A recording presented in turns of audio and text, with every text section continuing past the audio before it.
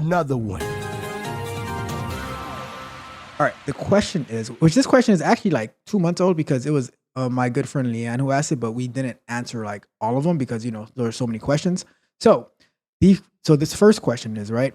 Are there things such as frameworks, program languages, or on the job training, etc., that QAs, quality assurance engineers, or analysts, or whatever type of quality analyst you are, can that they can learn or do that are applicable for cybersecurity? So, I mean, I gotta give a shout out to Leanne because she always has some really amazing questions, and she always stays engaged. I don't know. I believe what she's one of your members that comes from your channel, which is you have some really quality people that's operating over there. But let's talk really quickly. When we're talking about when I think about QA, right? I think about the ability to for attention to detail because QA skills require people to be very meticulous in their application of things, right?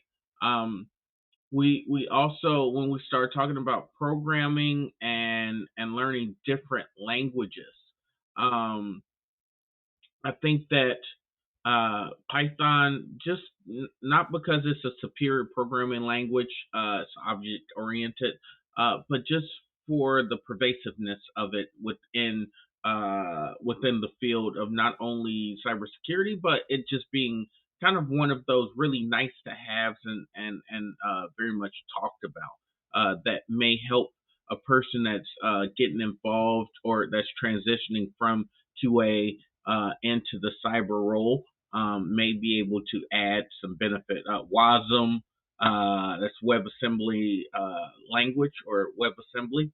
Um, that is like C for web, and those things could help us better further our protection or our customization for environments that need to be secured.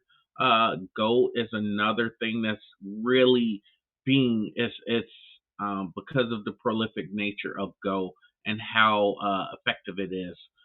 We find all sorts of different use cases for it. But at the end of the day, the best language that you can learn is the language of teamwork. And I think before you got into this stream, on your other stream, you were talking about the ability for people to be relatable and work as a team. If we are not very good at our interpersonal skills and really understanding how we add value to the team collectively, not as an individual, we tend to fall off. And some job training. I mean, I can't speak to a specific job training that says, hey, if you're a QA person, take this training because you, like most other cyber professionals, are different. You guys come from a lot of different walks of life. So I would say identify whatever work role that you're going after or whatever organization that you're going after. Learn a little bit more about the direction or what they're trying to solve for, and then focus in on those type of skill sets and the development they're in. Cool. Yeah, I agree with all of that. Like learning the language like Python. I think that's probably one of the easier ones to learn. So that would be a good thing to get started in. I would say too, right? Because doing the CTFs, right? I can see a lot of QA in that, but it's also hard as hell, right?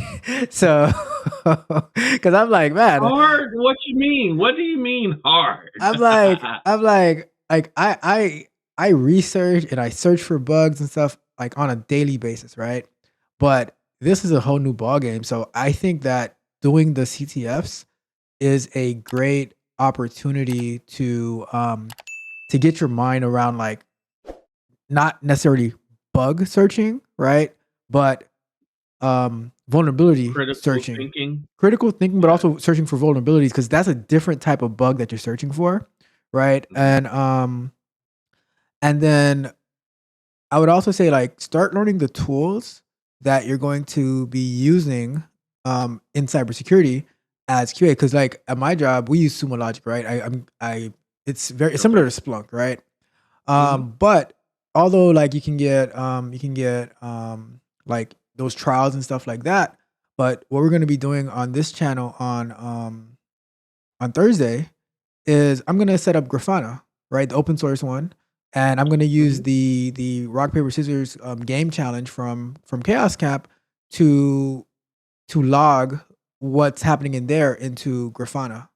You know what I mean? So getting familiar with like looking through logs, searching for logs, using those applications, that's another thing that you could do as QA because like I've been using those things for a long time, but I never considered them as cybersecurity stuff. They're just like, how am I like searching for errors and bugs, what's going on with the logs, what's not working and stuff like that. But they like in the presentation coming out tomorrow about cloud security engineering, that is a very like the SIEM is a very big part of cybersecurity, you know?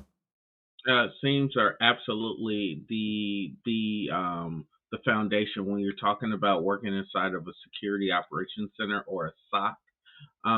A lot of people sharpen their teeth and get their chops when they go into SOC type environments, because and hmm, if I have a couple seconds, can I have a couple seconds to kind of Go talk for it. about this? Go for it. All right, I'm so here as long as you need.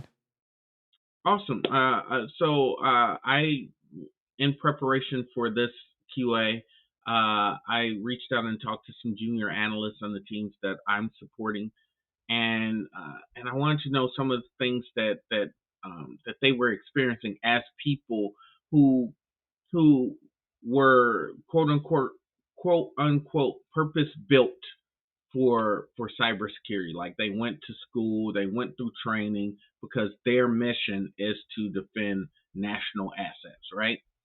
And I heard something that I could really relate to, and I think you'll be able to relate to it too, Tech Coach Ralph. He said the young soldier said, I asked him this question. I said, what is something that you learned in cybersecurity that had you known it would have been nice to be told, or like somebody to have said, hey, you're going in here, be prepared for this. And he said, well, I mean, obviously, most people in cybersecurity are pretty bright, right? They're not lumps of coal or sacks of rocks, right? But he said, I've never been in a situation where I feel like I'm consistently just dumb, like I don't understand, or not that I don't understand, that I'm completely I'm consistently being pushed into environments where I'm not accustomed to, or I don't know. And I talk to people who I mentor and develop as we move toward getting people ready to get into cybersecurity. I say, hey, cybersecurity is an environment where you bang your head against the wall multiple times, and you get solutions, but it might not come from the way that you thought that you were going to get the solution, right?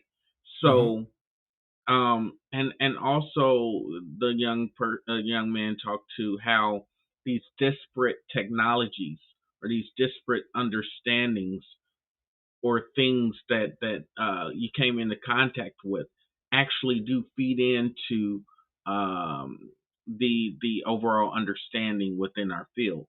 And so when you're working at a SOC, and the importance of a SOC, and then after this I'll get off my soapbox.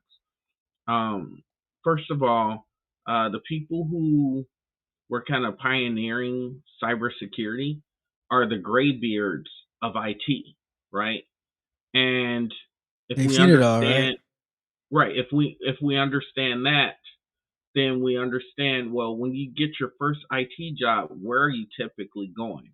To the help desk, right?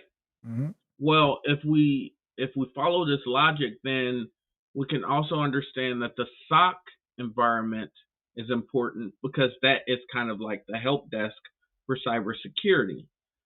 Um, not to diminish people's talent, skill sets, or any of these things, but in a SOC, you get so many disciplines that are locally or sitting to your left and right, that it makes it an environment that is ripe for learning and to get your chops, to do your reps, and to understand kind of what cybersecurity is holistically, because you'll have a network analyst in front of you, you'll have a person that deals with EDR sitting to the right, person that's dealing with SIEM, then you'll have some type of architect that's sitting next to you, and all of those people act as points or data pools that you can pull from, or data lakes that you can pull from, in order to gain understanding of the environment to which you're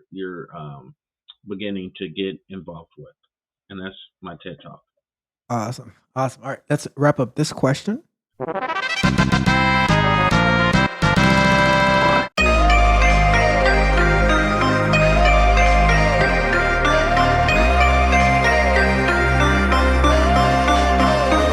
If you enjoyed the fascinating information shared in this video and you want more, be sure to hit the subscribe button to Tech Coach Ralph to be notified for new videos. Enigmatic Joker.